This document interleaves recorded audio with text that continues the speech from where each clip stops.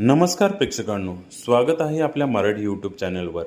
आज आपण पाहणार आहोत झोपायच्या आधी या सवयी लावा म्हणजे झोप गोड लागते। पहिलं, लघवी करून घ्या, नाहीतर रात्रीमध्येच उठावा लागेल, झोप मोडते।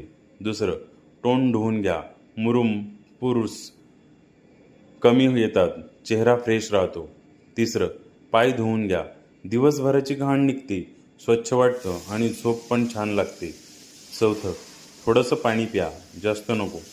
शरीर चालू ठेवला मदत होते, पण जास्त प्यायलं तर परत लघवीला उठावं लागेल।